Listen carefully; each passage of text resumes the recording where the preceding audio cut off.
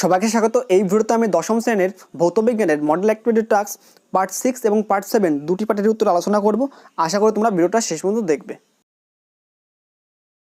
এই পার্ট 6-এ তোমাদের যে প্রশ্নগুলো দিয়েছে দেখতে পাচ্ছ স্ক্রিনে। এক দাগে বলেছে কি, ঠিক উত্তর নির্বাচন করো 1 গুণ 3 অর্থাৎ 3 নম্বরের জন্য। মোট 3টি এমসিকিউ প্রশ্ন দিয়েছে। 1.1-এর যে প্রশ্নটা আছে, যে গ্যাসের বাষ্প ঘনত্ব অক্সিজেন সাপেক্ষে 2 তার গ্রাম আণবিক গুরুত্ব হলো। এক্ষেত্রে 4টি অপশন আছে, সঠিক উত্তর হয়ে যাবে একদম লাস্টের অপশন অর্থাৎ 64 গ্রাম পার মোল। আমি উত্তরটা লাল কালি দিয়ে টাইপ করেছি, তোমরা দেখে নাও একটু, এবং উত্তরটা ঠিক এইভাবে লিখে নেবে, ঠিক আছে? 64 গ্রাম পার মোল। একটা জিনিস খেয়াল করো, অনেকের মনে সন্দেহ হতে পারে এখানে 4 গ্রাম পার মোল হলো না কেন। আমরা যেহেতু সবাই জানি যে বাষ্প ঘনত্ব যা হয় আণবিক গুরুত্ব তার দ্বিগুণ হয়, কিন্তু খেয়াল করো এখানে কিন্তু অক্সিজেন সাপেক্ষে কিন্তু বলেছে, ঠিক আছে? যদি হাইড্রোজেন সাপেক্ষে বলতো তাহলে 4 হতো, যেহেতু এখানে অক্সিজেন সাপেক্ষে বলেছে তাই উত্তরটা হয়েছে 64 গ্রাম পার মোল। এখন কেন 64 হলো তার কারণটা আমি ব্যাখ্যা করে দিয়েছি, তোমরা দেখে নাও একটু। প্রথমে ধরে নাও গ্যাসটি সমান সমান এ গ্যাসের আণবিক গুরুত্ব সমান সমান এম এ, আমি এটা ধরে নিলাম এম সাফিক্স এ, ঠিক আছে? এবং O2 অর্থাৎ অক্সিজেন গ্যাসের আণবিক গুরুত্ব এম বি ধরলাম সমান সমান 32। যেহেতু আমরা এটা মানটা জানা আছে আমাদের যে অক্সিজেন গ্যাসের আণবিক গুরুত্ব 32, তাই আমরা সরাসরি মানটা বসিয়ে দিয়েছি। এখন খেয়াল করো আমাদের কিন্তু প্রশ্নে অক্সিজেন সাপেক্ষে ওই গ্যাসটির অর্থাৎ এ গ্যাসটির বাষ্প ঘনত্ব দেওয়া আছে, সেটা 2 দেওয়া আছে, তাই আমি লিখেছি অক্সিজেন সাপেক্ষে অর্থাৎ O2 সাপেক্ষে এ গ্যাসের বাষ্প ঘনত্ব দেখতে পাচ্ছ DA, তার সাফিক্স O2 সমান সমান 2। এখন এইটা হলো, আমি লিখে দেখাচ্ছি, মনে করো এটা হলো এ গ্যাসটির বাষ্প ঘনত্ব, ডি দ্বারা প্রকাশ করব। এখন যেহেতু এটা অক্সিজেন সাপেক্ষে তাই আমি নিচের দিকে O2 লিখব, ঠিক আছে? এটা দেওয়া আছে প্রশ্নে 2, ঠিক আছে? এখন আমরা একটা সূত্র জানি, সেই সূত্রটা লিখব। আমরা জানি বাষ্প ঘনত্ব সমান সমান M A by M B. এখানে খেয়াল করো এম এ হলো এ গ্যাসটির আণবিক গুরুত্ব এবং এম বি হলো অক্সিজেনের আণবিক গুরুত্ব, আর ডি এ সাফিক্স O2 তো বললামই একটু আগে, এ গ্যাসটির বাষ্প ঘনত্ব। এখন মানটা বসিয়ে দেব। এখন মানটা বসালে কত পাবো? ডি এর জায়গায় 2 বসাবো, তার এম বি এর জায়গায় 32 বসাবো, আর গুণ করলে এম সাফিক্স এ কত পেলাম? 64 পেলাম, ঠিক আছে? তার মানে আমরা এ গ্যাসটির আণবিক গুরুত্ব কত পেলাম? 64। আমাদের প্রশ্নটা বলেছে গ্রাম আণবিক গুরুত্ব চেয়েছে, তাহলে আমরা বলবো অতএব প্রদত্ত গ্যাসটির গ্রাম আণবিক গুরুত্ব কত বলবো? 64 গ্রাম পার মোল। এই জন্য উত্তরটা কিন্তু হয়েছে 64 গ্রাম পার মোল। ক্লিয়ার? আশা করি বুঝতে পেরেছো। যদি প্রবলেম হয় অবশ্যই কমেন্ট করে জানিও। এখন দেখে নাও 1-এর 2 দাগের প্রশ্ন, গলিত সোডিয়াম ক্লোরাইডের তড়িৎ বিশ্লেষণ করার সময় 4টি অপশন দেওয়া আছে, এর মধ্যে সঠিক উত্তর হয়ে যাবে খ নম্বর অপশন অর্থাৎ ক্যাথোড ঋণাত্মক ও এখানে বিজারণ ঘটে। ক্লিয়ার? আমি লাল কালিতে টাইপ করে দিয়েছি, দেখে নাও, এবং উত্তরটা ঠিক এভাবে লিখে রাখবে খ নম্বর অপশন দিয়ে ক্যাথোড ঋণাত্মক এবং এখানে বিজারণ ঘটে। এবার দেখে নাও 1.3-এর প্রশ্ন, 3 ওহম এবং 6 ওহম রোধের সমান্তরাল সমবায়ে তুল্য রোধের মান হলো। এক্ষেত্রে সঠিক উত্তর হয়ে যাবে গ নম্বর অপশন অর্থাৎ 2 ওহম, ঠিক আছে? উত্তরটা ঠিক এইভাবে লিখে নেবে। এখন কেন 2 ওহম হলো দেখে নাও। একটা জিনিস খেয়াল করো, এখানে কিন্তু দুটো রোধ দেওয়া আছে, একটা হলো 3 ওহম, আমি মনে করলাম এটা হলো R1, এবং 6 ওহম এটা মনে করলাম আমরা R2। আর সমান্তরাল সময়ের তুল্য রোধটাকে আমি শুধু R ধরলাম। এখন উত্তরটা করার সময় ঠিক এভাবে তোমরা করে নিতে পারো, যেহেতু এখানে এমসিকিউ প্রশ্ন শুধু উত্তর লিখলেই হবে। দেখে নাও এখানে R1 সমান সমান 3 ওহম, R2 সমান সমান 6 ওহম, এবং সমান্তরাল সমবায়ের তুল্য রোধ আমি R ধরেছি। আর সমান্তরাল সমবায়ের তুল্য রোধের একটা আমরা সূত্র জানি, সেটা হলো বুঝতেই পারছো 1/R সমান সমান 1/R1 প্লাস 1/R2। যতগুলো থাকবে ঠিক ততগুলো এরকম প্লাস করে লিখবো। এখন দেখে দেখে শুধু মানগুলো বসিয়ে দেবো। দেখতেই পারছো 1/R সমান সমান 1/3 প্লাস 1/6, R1 এর জায়গায় 3 বসালাম, R2 জায়গায় 6 বসালাম। এখন এখানে দেখতে পাচ্ছ এটা লসাগু 6 হবে, তাহলে 6 লসাগু করলে উপরে হচ্ছে 2 যোগ 1 অর্থাৎ 3/6 অর্থাৎ 1/ কত হচ্ছে? 2 হচ্ছে। এখন খেয়াল করো 1/R সমান সমান কত পেলাম? 1/2। এখন যদি আড়াআড়ি গুণ করা হয় তাহলে R সমান সমান কত পাবো? 2 পাবো। যেহেতু আমাদের সমান্তরাল সমবায়ের তুল্য রোধ R ধরা হয়েছে, তাই আমাদের এক্ষেত্রে সঠিক উত্তর হয়ে যাবে কোনটা? গ নম্বর অপশন 2 ওহম। ক্লিয়ার? ঠিক এভাবে করে নেবে। এবার দেখে নাও 2 দাগের প্রশ্ন, একটি শব্দে বা অথবা একটি বাক্যে উত্তর দাও। এখানেও কিন্তু 1 গুণ 3 অর্থাৎ 3টি প্রশ্ন দিয়েছে 3 নম্বরের জন্য। প্রথম যে প্রশ্নটা আছে 2.1-এর, কোনো বস্তুতে সোনার প্রলেপ দিতে কি তড়িৎ বিশ্লেষ্য ব্যবহৃত হয়? এখানে কিন্তু স্পষ্ট বলেছে একটি শব্দ উত্তর লিখলেও হবে অথবা একটি বাক্যে উত্তর লিখলেও হবে। আমি এখানে একটি বাক্যে একটি শব্দ উত্তর লেখার চেষ্টা করেছি, শুধুমাত্র আমি তড়িৎ বিশ্লেষ্যটা লিখেছি। লিখবে উত্তরটা পটাশিয়াম অরোসায়ানাইড। এখন এর সংকেতটা দিয়ে রাখবে KAUCN2, ঠিক আছে? এটাই কিন্তু হয়ে যাবে 2.1-এর উত্তর। এবার 2.2-এর প্রশ্ন, কিলোওয়াট মানে KW ব্র্যাকেটে ও কিলোওয়াট ঘন্টা KWH এর মধ্যে কোনটি ক্ষমতার একক? এক্ষেত্রে সঠিক উত্তর হয়ে যাবে কিলোওয়াট অর্থাৎ KW, ঠিক আছে? এবার দেখে নাও 2.3-এর প্রশ্ন কি বলছে, ডিসি অপেক্ষা এসি এর একটি ব্যবহারিক সুবিধা লেখো। আমি লিখে দিয়েছি একটি ডিসি অপেক্ষা এসি এর একটি ব্যবহারিক সুবিধা বলে হেডিং করেছি। তারপর লিখবো 1 নম্বর দিয়ে অনেক কম শক্তি ক্ষয় এবং অনেক কম খরচে পরিবর্তী প্রবাহকে অনেক দূরবর্তী স্থানে প্রেরিত করা যায়, ঠিক আছে? এবার দেখে নাও 3 দাগের প্রশ্ন কি বলেছে, সংক্ষিপ্ত উত্তর দাও। 2 × 2 = 4, অর্থাৎ 3 দাগের প্রশ্নে দুটি উত্তর করতে হবে 2 নম্বরের জন্য, মোট 4 নম্বর। 3.1-এর প্রশ্ন, ফ্লেমিংয়ের বাম হস্ত নিয়মটি লেখো। আমি এটা 7টা বই থেকে সংগ্রহ করেছি, তোমরা 7টা বই অথবা যে কোনো রাইটারের বই থেকে কিন্তু পেয়ে যাবে। তোমরা বই দেখেও লিখতে পারো অথবা এটাও লিখতে পারো। দেখে নাও উত্তরটা কীভাবে করবে। উত্তরটা ঠিক প্রথমে হেডিং করে নেবে ফ্লেমিংয়ের বাম হস্ত নিয়ম। তারপরে আমি দেখতে পাচ্ছি এখানে আমি ব্র্যাকেট দিয়ে রেখেছি লাল কালি দিয়ে, এখান থেকে শুরু করবে।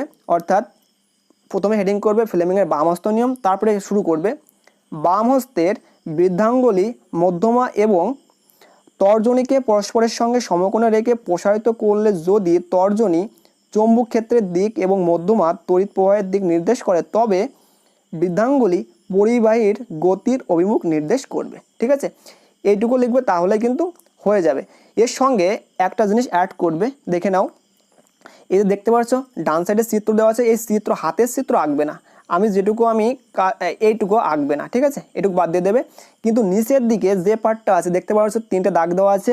এক সাইডে লেখা আছে পরিবাহীর গতির অভিমুখ, আর এক সাইডে আছে, অর্থাৎ আমি এটা কথা বলছি, এই যে কালিটা দিয়ে দেখালাম এটা কথা বলছি, পরিবাহীর গতির অভিমুখ চৌম্বক প্রবাহ। এইটা কিন্তু যখন সূত্রটা লিখবে তার নিচের দিকে এই চিত্রটা এঁকে মানে ওইটা লিখে 3টে দাগ দিয়ে যা যা লেখা আছে ওটা লিখে দেবে, তাহলে কিন্তু একদম পারফেক্ট হবে। বুঝতে পারলে? এবার দেখে নাও 3.2-এর একটা অঙ্ক দিয়েছে, অর্থাৎ গাণিতিক সমস্যা দিয়েছে। কি বলছে, 50 গ্রাম ক্যালসিয়াম কার্বনেটের পূর্ণ বিয়োজনে কত গ্রাম কার্বন ডাইঅক্সাইড গ্যাস পাওয়া যাবে তা নির্ণয় করো। আর বলা আছে ক্যালসিয়াম = 40, কার্বন = 12, অক্সিজেন = 16। এখন কীভাবে করতে হবে দেখে নাও। প্রথমে হেডিং করে নেব বিক্রিয়ার সমীকরণ, দেখতে পাচ্ছ। তারপরে আমরা লিখব বিক্রিয়াটা কি বলেছে, ক্যালসিয়াম কার্বনেট যার সংকেত হলো CaCO3। আমরা সবাই জানি ক্যালসিয়াম কার্বনেট বিক্রিয়া করে কি উৎপন্ন করে, ক্যালসিয়াম অক্সাইড অর্থাৎ চুন উৎপন্ন করে, প্লাস CO2 অর্থাৎ কার্বন ডাইঅক্সাইড গ্যাস উৎপন্ন করে। এখন কার্বন ডাইঅক্সাইডের ডান সাইডে দেখতে পাচ্ছ যে উপরের দিকে তীর চিহ্ন দেওয়া আছে, অর্থাৎ তীর চিহ্ন উপরের দিকে দেওয়ার অর্থ হলো এখানে কার্বন ডাইঅক্সাইড হলো একটি গ্যাস। ক্লিয়ার? এখন দেখে নাও আমাদের প্রশ্নে বলেছে ক্যালসিয়াম কার্বনেটের সঙ্গে কার সম্পর্ক, কার্বন ডাইঅক্সাইডের সম্পর্ক। এই জন্য আমাদের যে বিক্রিয়াটা আমরা পেয়েছি এই বিক্রিয়া থেকে ক্যালসিয়াম কার্বনেট অর্থাৎ CaCO3 এবং কার্বন ডাইঅক্সাইড এই দুটোর গ্রাম আণবিক গুরুত্ব বের করে নিতে হবে। এখন দেখতেই পাচ্ছ প্রশ্নে বলা আছে যে ক্যালসিয়ামের জন্য 40, কার্বনের জন্য 12 আর অক্সিজেনের জন্য কত 16। সেই হিসাবে আমরা বলতে পারি ক্যালসিয়াম কার্বনেটের আণবিক গুরুত্বের ক্ষেত্রে ক্যালসিয়াম একটি আছে তাই 40, প্লাস কার্বন একটি আছে তাই 12, প্লাস অক্সিজেন 3টি আছে তাই অক্সিজেনের জন্য কত 16, তাই 3টির জন্য কি হবে 3 গুণ হয়ে যাবে, তাই 16 × 3।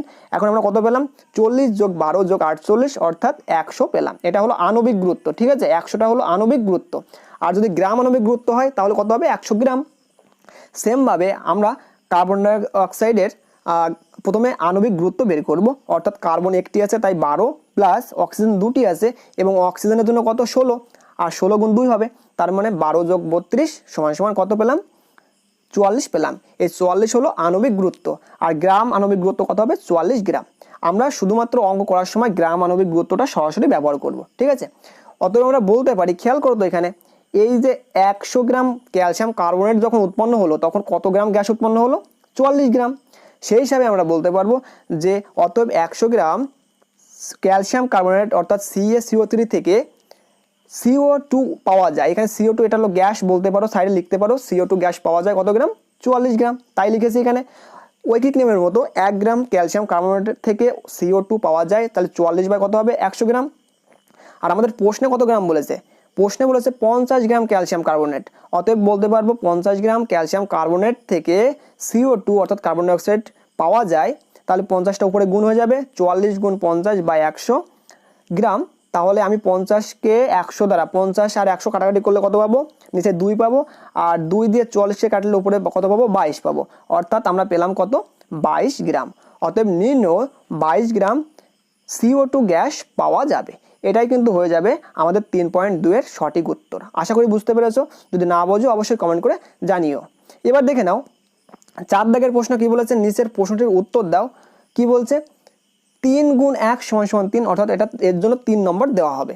4.1 যে প্রশ্নটা আছে, দুটি ধাতব তারের দৈর্ঘ্যের অনুপাত 2:1, ব্যাসার্ধের অনুপাত 1:2, রোধাঙ্কের অনুপাত 3:4 হলে তার দুটির রোধের অনুপাত কত হবে তা নির্ণয় করো। খুবই ভালো একটা অঙ্ক, আমি ডিটেলসে করে দিয়েছি, দেখে নাও। তার আগে আমি একটা কথা বলবো, দেখে নাও তো কি কি দেওয়া আছে। এখানে দেওয়া আছে হলো দৈর্ঘ্যের অনুপাত 2:1, আমরা দৈর্ঘ্যকে L দ্বারা প্রকাশ করি। এখন যেহেতু দুটি তার, তাই আমি L1 আর L2 ধরে নেব, এবং তাদের অনুপাত কত বলা আছে 2:1। ব্যাসার্ধের অনুপাত বলা আছে কত 1:2, যেহেতু দুটি ধাতব তার তাই প্রথমটির আমি ব্যাসার্ধ R1 ধরবো, পরেরটির ব্যাসার্ধ R2 ধরবো, এবং এদের অনুপাতের কত দেওয়া আছে 1:2। রোধাঙ্কের অনুপাত দেওয়া আছে 3:4, অর্থাৎ রোধাঙ্ককে আমরা রো দ্বারা প্রকাশ করি, তার মানে ρ1 এবং ρ2 ধরে নেব, এবং তার দুটির রোধের অনুপাত কত, আমি রোধকে R দ্বারা প্রকাশ করি, তাই প্রথম তারের রোধ R1, দ্বিতীয় তারের রোধ আমি R2 ধরে নেব। এখন কীভাবে অঙ্কটা করতে হবে দেখে নাও। প্রথমেই সুন্দর করে আমি করে দিয়েছি, এভাবে লিখে নেবে। দুই সাইডে, প্রথম সাইড বাঁ সাইডে লিখবে প্রথম তারের ক্ষেত্রে, আর ডান সাইডে লিখবে দ্বিতীয় তারের ক্ষেত্রে, তাহলে ভালো হবে, একদম স্পষ্ট বোঝা যাবে। প্রথম তারের ক্ষেত্রে কি কি ধরেছে দেখে নাও। এখানে দেখতেই পাচ্ছ, এখানে ধরি রোধ R1, ব্যাসার্ধ R1, এখানে রোধটাকে বড়তের R1 ধরবো আর ব্যাসার্ধকে ছোটতের R1 ধরবো, দৈর্ঘ্য L1 ধরবো, রোধাঙ্ক ρ1। তারপর নিচে থেকে দেখতে পাচ্ছ এখানে একটু কাটাকাটি গিয়েছে, এখানে লিখবে হলো প্রস্থচ্ছেদের ক্ষেত্রফল, ঠিক আছে, এটা হলো প্রস্থচ্ছেদের ক্ষেত্রফল, ঠিক করে লিখে নিও। এখানে কাটাকাটি গিয়েছে, প্রস্থচ্ছেদের ক্ষেত্রফল আমি A1 দ্বারা প্রকাশ করব। আর যেহেতু তারের প্রস্থচ্ছেদের ক্ষেত্রফল হলো একটি বৃত্তের ক্ষেত্রফল, আর বৃত্তের ক্ষেত্রফলের সূত্র হলো πr², আর যেহেতু এখানে প্রথম তারের ক্ষেত্রফল হবে প্রস্থচ্ছেদের, তাই আমি লিখেছি A1 সমান πr1²। আশা করি বুঝতে পেরেছো। সেমভাবে আমি ডান সাইডে লিখে রাখবো দ্বিতীয় তারের ক্ষেত্রে রোধ R2, ব্যাসার্ধ R2, মানে ছোটদের R2 ধরবো ব্যাসার্ধ, দৈর্ঘ্য L2, রোধাঙ্ক ρ2। এই যে চিহ্নটা দেখতে পাচ্ছ এটা হলো রো চিহ্ন, ঠিক আছে, এটা হলো ρ2 অর্থাৎ দ্বিতীয় তারের রোধাঙ্ক। তারপরে সেমভাবে এই যে এখানে দেখতে পাচ্ছ, এখানে প্রস্থচ্ছেদের ক্ষেত্রফল A2 সমান πr2², যেহেতু এটাও একটা বৃত্তের প্রস্থচ্ছেদের ক্ষেত্রফল একটা বৃত্ত হয়, তাই আমরা লিখবো A2 সমান πr2²। আশা করি বুঝতে পেরেছো। এখন আমাদের অনেকগুলো মানে শর্ত মতে লিখতে হবে। প্রথম শর্তে প্রশ্নে খেয়াল করো, দেখতে পাবে যে দৈর্ঘ্যের অনুপাত দেওয়া আছে 2:1, তাই লিখেছি প্রথম শর্তে L1:L2 সমান 2:1 এর দেওয়া আছে। আমি এটাকে বাই আকারে লিখবো, অতএব L1/L2 সমান 2/1 বলতে পারি। দ্বিতীয় শর্তে কিসের অনুপাত দেওয়া আছে, ব্যাসার্ধের অনুপাত, তাই আমি বলবো R1:R2 সমান 1:2, এটা প্রশ্নে বলাই আছে। আর আমি এটাকে বাই আকারে লিখবো R1/R2 সমান 1/2। আমাদের এটা যখন করব তখন আমাদের এটাকে R2 আর বাই R1 করে রাখতে হবে, এই জন্য আমি উল্টে দিয়েছি, উল্টো মানটা বের করে রেখেছি, অর্থাৎ R2/R1 সমান 2/1 বলতেই পারি। এটা আমার প্রশ্নের সুবিধার জন্য আমি এটা আগে থেকে করে নিয়েছি, তোমরাও করে নেবে, তাহলে ভালো হবে। তৃতীয় শর্তে বলা আছে রোধাঙ্কের অনুপাত, যেহেতু রোধাঙ্ককে রো দ্বারা প্রকাশ করা হয়, তাই আমাদের বলতে পারবো ρ1:ρ2 সমান 3:4। এটাকে বাই আকারে লিখলে কত পাবো, ρ1/ρ2 সমান 3/4। এখন আমরা এই রোধ, রোধাঙ্ক, দৈর্ঘ্য এবং ক্ষেত্রফলের মধ্যে একটা সম্পর্ক জানি। সেই সম্পর্কটা হলো, দেখতেই পাচ্ছ এখানে R সমান ρ×L/A, ঠিক আছে। এখানে রোটা তো সব কিছু মানটা আমি বলে দিয়েছি, রোধাঙ্ক, L হলো দৈর্ঘ্য, A হলো ক্ষেত্রফল, প্রস্থচ্ছেদের ক্ষেত্রফল, এবং R হলো রোধ, ঠিক আছে। এখন আমাদের ধাতব তার হলো দুটি, এই জন্য আমরা লিখব প্রথম তারের রোধ R1 সমান সব কিছু সেম থাকবে, শুধু আমি R1 লিখবো, রোজ জায়গায় ρ1 লিখবো, এল এর জায়গায় L1 লিখবো, এর জায়গায় A1 লিখবো। সেমভাবে দ্বিতীয় তারের রোধ R2 সমান সমান ρ2 ইন্টু L2 বাই A2 ধরবো। আমি প্রথমটাকে 1 নং সমীকরণ, পরটাকে 2 নং সমীকরণ দিয়ে রাখবো। এখন একটা কাজ করব, 1/2 করব। দেখতেই পারছো আমি 1/2 করেছি। তারপরে লিখবো যেহেতু 1/2 তাই R1 এর মানটা প্রথমে থাকবে, তাই R1 বাই R2 প্রথম অংশের সঙ্গে প্রথম অংশের ভাগ করব, সমান সমান মাঝের এই দাগটা কিন্তু ভাইটাল, মাঝের দাগটা কিন্তু বড় করে দেবে। প্রথমটার মান ছিল R1 এর মান ρ1 ইন্টু L1 বাই A1, তাই এটা উপরে লিখেছি। আর দ্বিতীয় R2 মান কত ছিল, ρ2 ইন্টু L2 বাই A2, তাই নিচে লিখেছি। এখন খেয়াল করো, এটা হলো উপরের অংশ আর এটা হলো নিচের অংশ। যেহেতু মাঝে ভাগের দাগ আছে, তাই ভাগটাকে যদি আমি গুণ আকারে লিখি তাহলে কি হয়, নিচেরটা উল্টে যায়। ঠিক সেমভাবে দেখতে পাচ্ছ আমি এখানে উল্টে দিয়েছি, অর্থাৎ প্রথম অংশ হলো ρ1 L1 বাই A1, আমি যখন ভাগটাকে গুণ লিখবো তখন নিশ্চয়ই নিচেরটা উল্টে যায়, তাই A2 বাই কি হয়ে যাবে, ρ2 ইন্টু L2। আশা করি বুঝতে পারছো। দেখো তার মানে কি পেলাম, R1 বাই R2 সমান সমান পেলাম ρ1 into L1 into A2 by A1 into ρ2 into L2। খেয়াল করো, এবার দেখে নাও এই লাইনটা খেয়াল করো, আমি ফ্রেশ করে লিখবো R1 বাই R2 সমান সমান উপরে থাকলো ρ1 ইন্টু L1 ইন্টু, খেয়াল করো এই যে A2 আছে, A2 মানে তো আমরা প্রশ্নে আমরা একটু আগে বার করে রেখেছি, সেটা হলো পাই R2 তার হোল স্কোয়ার। যেহেতু এটা দ্বিতীয় তারের প্রস্তুতের ক্ষেত্রফল, আমি A2 জায়গায় A2 মানটা বসিয়ে দেবো, পাই R2 হোল স্কোয়ার। সেমভাবে নিচের দিকে যা মানটা আছে A1 আছে, A1 এর জায়গায় আমরা কি বসাবো, pi R1 whole square into ρ2 into L2। Clear? এখন দেখো উপরের পাই আর নিচের পাই কেটে যায়, ঠিক আছে, এই পাই কেটে গেল।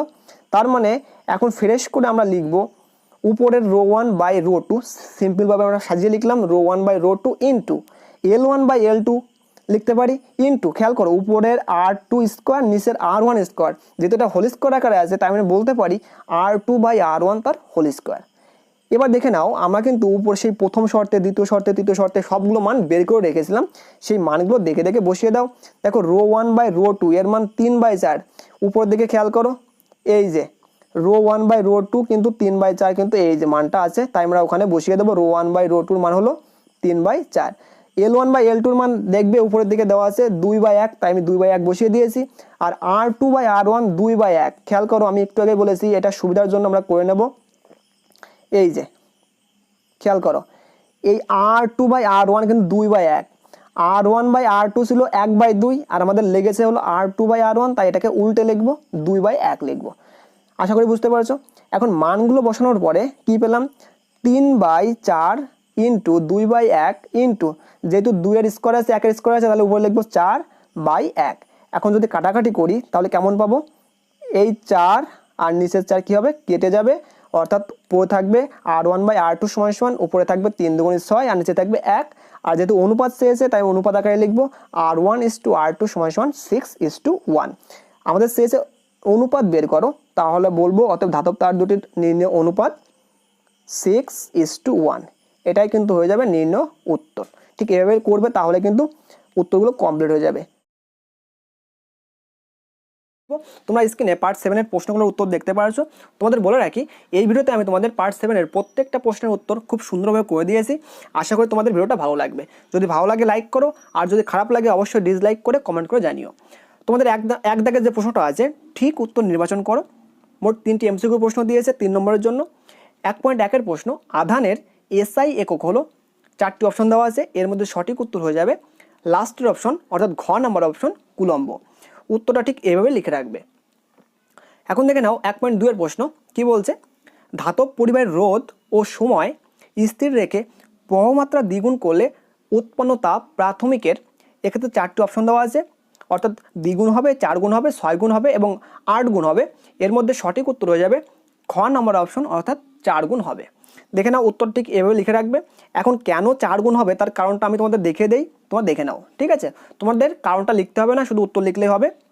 মনে রাখবে জুলের সূত্র অনুসারে যদি পরিবাহীর রোধ এবং সময় স্থির থাকে তাহলে পরিবাহীতে উৎপন্ন তাপ এইচ এর মান হবে পরিবাহীর প্রবাহমাত্রার বর্গের সমানুপাতিক, অর্থাৎ আমরা বলতে পারবো এইচ সমানুপাতিক I²। এখানে এইচটা হলো উৎপন্ন তাপ এবং আইটা হলো প্রবাহমাত্রা, ঠিক আছে। যখন রোধ এবং সময় স্থির থাকে। এখন আমাদের প্রশ্নে বলেছে প্রবাহ মাত্রা দ্বিগুণ করলে, অর্থাৎ আয়ের মান যদি 2i হয়ে যায় সেক্ষেত্রে উৎপন্ন তাপ কত হবে আমাদের জানতে চেয়েছে। আমি যদি আয়ের জায়গায় 2i বসিয়ে দেই তাহলে হবে এইচ সমানুপাতিক বলতে পারবো 2i তাকে ঘিরে হোল স্কোয়ার। এখন এই স্কোয়ার আছে, উপরে স্কোয়ার আছে, ঠিক আছে। এখন এই স্কোয়ারটাকে যদি আমি সেপারেট করে লিখি তাহলে কেমন হবে বলো তো? তাহলে হবে এইচ সমানুপাতিক 4i তার স্কোয়ার, ঠিক আছে, বুঝতে পারলে? তাহলে বুঝতে পারলাম যে এখানে আমাদের এই যে 4 গুণ হয়ে গেল তাপটা, কখন? যখন প্রমাত্রা দ্বিগুণ করা হয়েছে। এর জন্যই কিন্তু আমাদের উত্তরটা হবে খ নম্বর অপশন 4 গুণ। আশা করি বুঝতে পেরেছো। তোমাদের শুধু উত্তর লিখলেই হবে, কারণটা জেনে রাখলে ভালো হয়। এখন দেখে নাও 1.3-এর প্রশ্ন।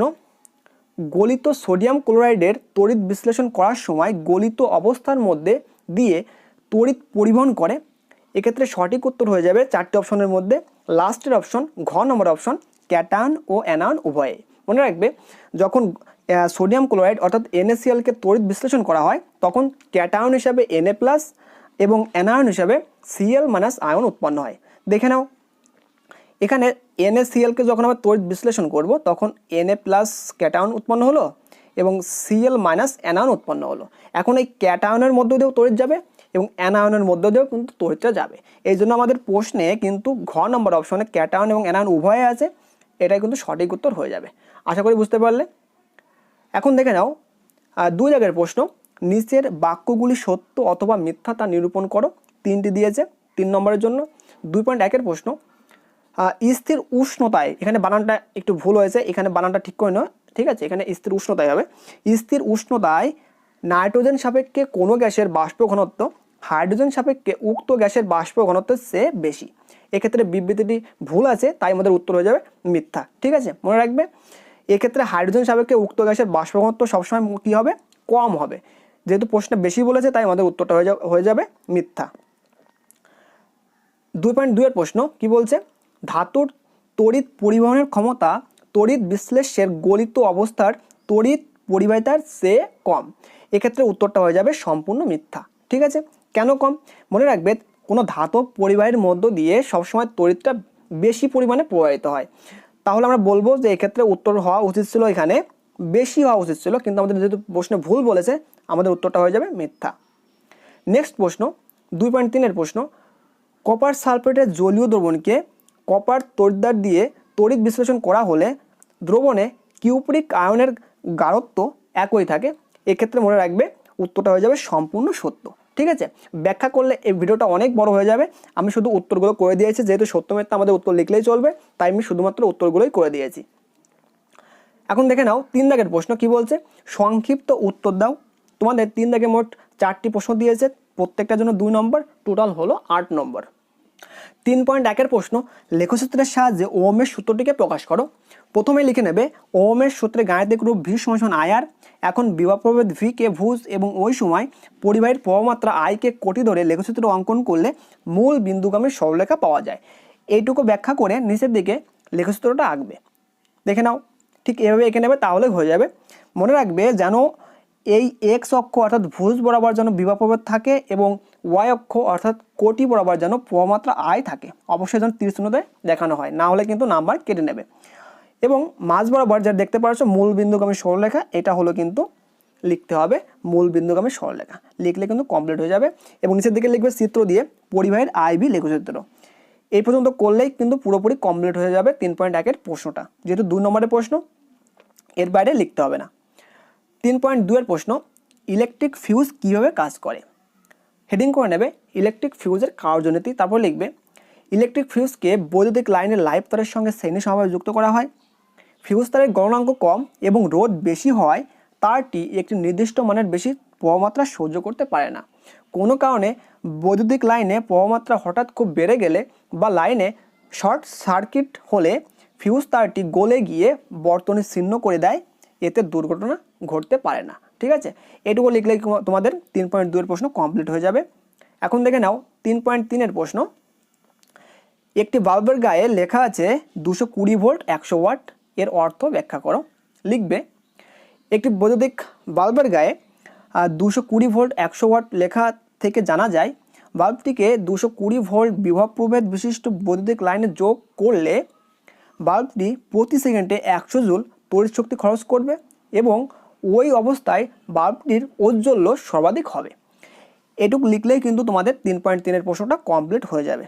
এখন দেখে নাও 3.4 প্রশ্ন।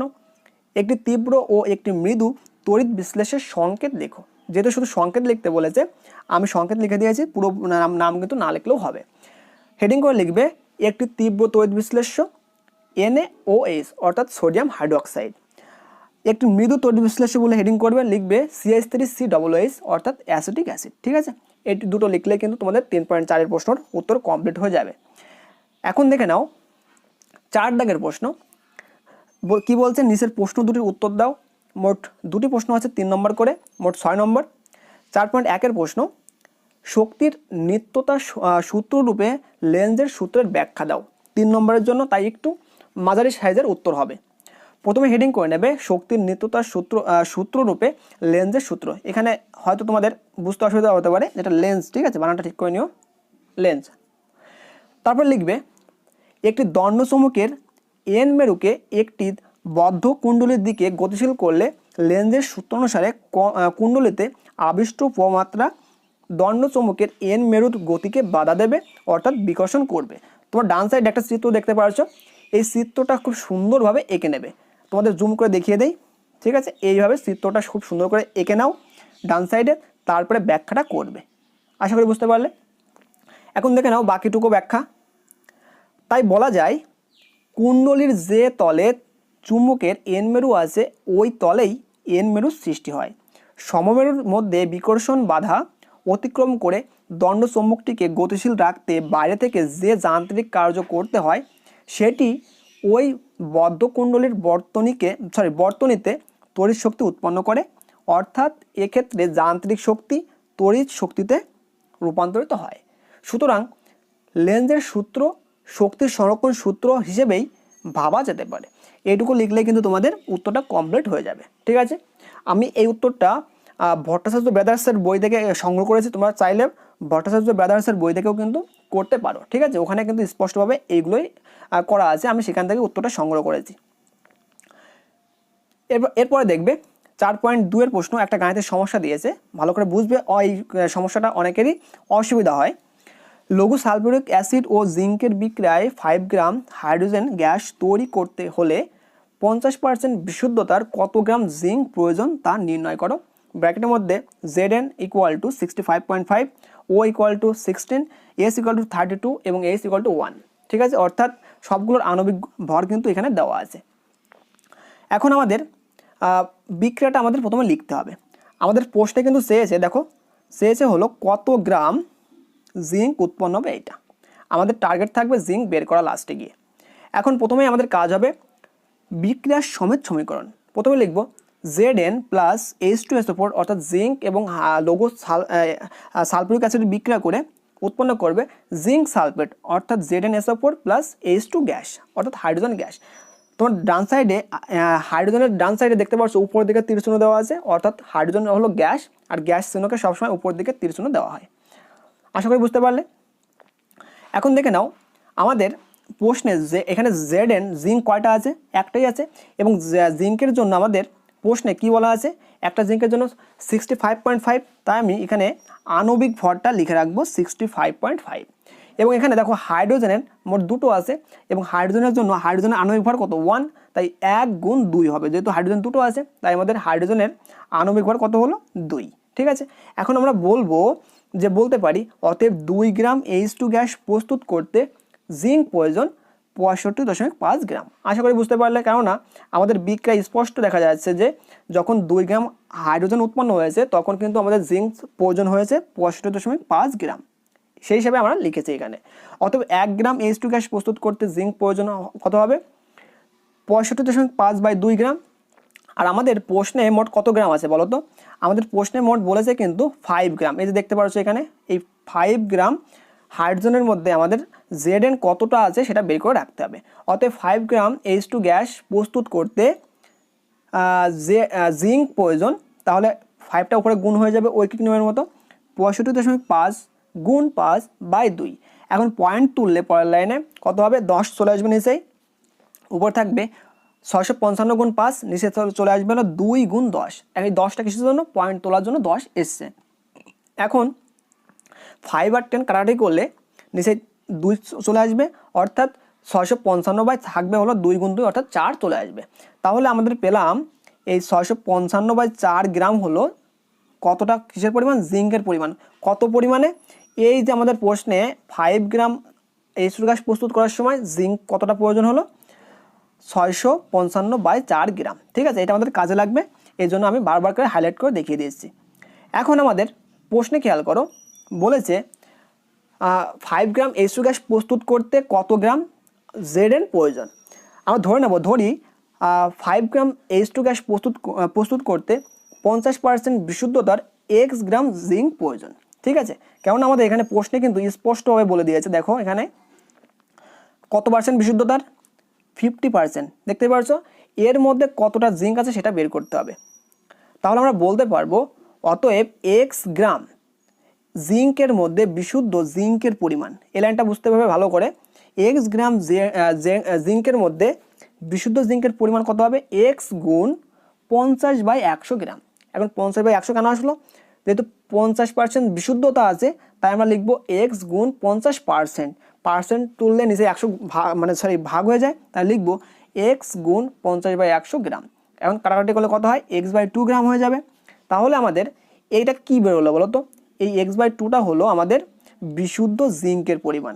ঠিক আছে, x বাই 2 যদি বিশুদ্ধ জিঙ্ক হয় তাহলে কিন্তু আমাদের একটু আগেও কিন্তু আমাদের প্রশ্নে জিঙ্কের একটা পরিমাণ বেরিয়েছিল, এই যে 655 বাই 4 গ্রাম, এটাও জিঙ্কের পরিমাণ। আবার এই যে 50% বিশুদ্ধতার মধ্যে জিঙ্কের পরিমাণ x বাই 2, দুটোই তো জিঙ্কের পরিমাণ এবং একই বিক্রিয়ার দুটো জিঙ্কের পরিমাণ, এই জন্য দুটো জিঙ্কের পরিমাণ আলাদা হতে পারে না, দুটোকে আমরা সমান করে দেবো। এই জন্য পর লাইনে লিখবো প্রশ্ন অনুসারে কি লিখবো, x বাই 2 সমান সমান 655 বাই 4, দুটোকে আমরা সমান করে দিয়েছি। এখন যদি আমি আড়াআড়ি গুণ করতাম তাহলে কেমন হতো বলতো, এই 2টা চলে যাবে উপরে চলে যাবে, তাহলে কত হবে, x সমান সমান 655 গুণ 2 বাই 4। আশা করি বুঝতে পারলে। এখন যদি আমি 2 আর 4 কাটাকাটি করি, নিচে 2 চলে আসবে, আর 655 বাই 2 সমান সমান কত বলতে পারি, ভাগ করলে 327.5 পেয়ে যাব। অতএব x সমান সমান কত পেলাম, 327.5। যেহেতু আমাদের x এর মানটাই বের করতে হবে, তাহলে আমরা বলতে পারবো অতএব নির্ণয় 50% বিশুদ্ধতার 327.5 গ্রাম জিঙ্ক প্রয়োজন।